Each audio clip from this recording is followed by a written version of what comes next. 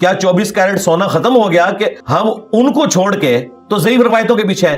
ہم کہتے ہیں کون سا دین کا مسئلہ؟ ویسے تو امام مسلم نے لکھ دیا، آپ نے بھی سیکنڈ کر دیا کہ حلال و حرام کے لیے ہم نہیں لے سکتے، کوئی شرعی حکم بیان کرنے کے لیے ضعیف روایت نہیں لے سکتے، صرف فضیلت کے لیے لے سکتے ہیں۔ امام مسلم تو فضیلت کے لیے بھی قائل نہیں ہے، وہ کہتے ہیں فضیلت کے لیے بھی نہ لے، اس کی وجہ یہ ہے وہ کہتے ہیں صحیح حدیثیں موجود جو ہیں ہم کیوں لیں؟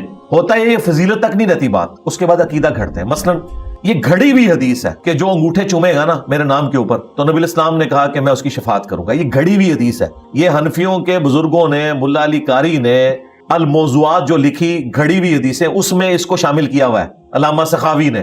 یہ لوگ اس حدیث کو بیان کرتے ہیں، جو انگوٹھے نہیں چومتا اسے گستاخ رسول کہتے ہیں۔ کہتے ہیں دیکھیں جی دو بندے بیٹھے ہوئے ہیں، نبی صلی اللہ علیہ وآلہ وسلم کے نام کے اوپر ایک انگوٹھے چوم رہا ہے، ایک نہیں چوم رہا، تو بتاؤ عاشق کون ہے؟ عاشق وہ ہے جو درود شریف پڑھ رہا ہے، کیونکہ مولا علی کا قول ہے جامعہ ترمذی میں، نبی الاسلام سے انہوں نے روایت کیا ہے کہ بخیل ہے وہ شخص جس کے سامنے میرا ذکر ہو اور وہ مجھ پر درود نہ پڑھے، اللہم صلی علی محمد وعلی آل محمد۔ اور ترمذی میں موجود ہے اور حاکم میں اس کی پوری سند ہے کہ برباد ہو جائے وہ شخص جس کے سامنے میرا ذکر ہو اور مجھ پر درود نہ پڑھے، اللہم صلی علی محمد وعلی آل محمد۔ انہوں نے انگوٹھے چومنے کو ایک تو جعلی روایت تھی، ضعیف سے بھی نیچے گھڑی ہوئی موضوع حدیث، اس کو نہ صرف فضیلت کے طور پہ بیان کیا، الٹا اس کو عقیدے کی بنیاد بنا کے انگوٹھے نہ چومنے والوں کو انہوں نے کہا کہ دیکھیں نا کوئی گالتے ہیں نا نہیں چوم دے، تو یہ ضعیف تک بات نہیں رہتی ہے، یہ عقیدے اس سے بناتے ہیں اور الٹا دوسروں کو گستاخ کہنا شروع کر دیتے ہیں۔ ہمارا اختلاف یہ ہے